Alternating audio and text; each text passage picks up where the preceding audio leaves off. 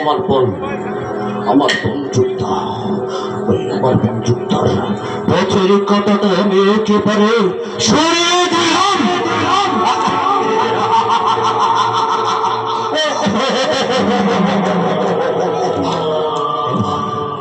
এবার সাহিত্য সে আমার স্বার্থের খাঁচায় বন্দি, সে এখন যাবে কোথায়? আমাকে আপনার স্বার্থের খাঁচায় বন্দি করতে পারবেন না। কেন? কি বলতে চাইছো তুমি?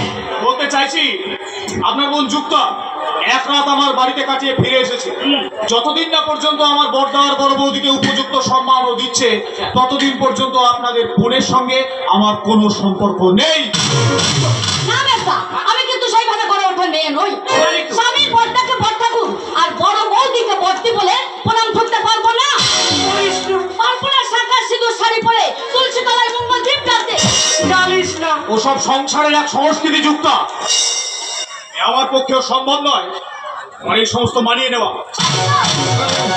এই সাহিত্য, নিজেদের মধ্যে ঝামেলা করো না ভাই, নিজেদের মধ্যে ঝামেলাটা মিটিয়ে ফেলো।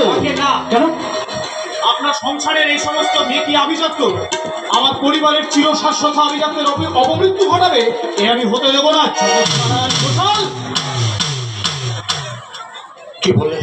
কে বললে সাহিত্য চৌধুরী আমার পরিবারের আভিজাত্য মেকি?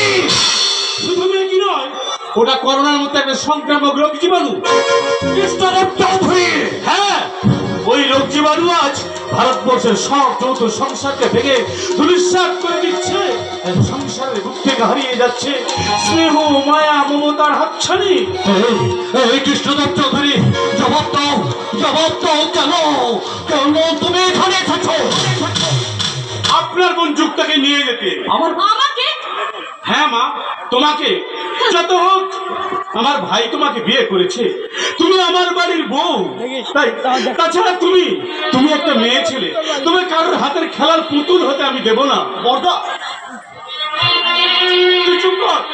বিয়েটা কুমোর সারা হরিকল ছিল যে খারাপ কিছু হলে তাকে পাল্টে নেওয়া যায়, কিন্তু ও যে কাউকে সম্মান দেবে না। বড়দা, সম্মান না দিই অসম্মান তো করতে পারবে। বড়দা, আমি তোর কোনো কথা শুনবো না, আমি বাইরে দাঁড়িয়ে অপেক্ষা করছি। তুই এই মুহূর্তে ছোট বৌমার কাছে ক্ষমা চেয়ে নিয়ে ছোট বৌমাকে নিয়ে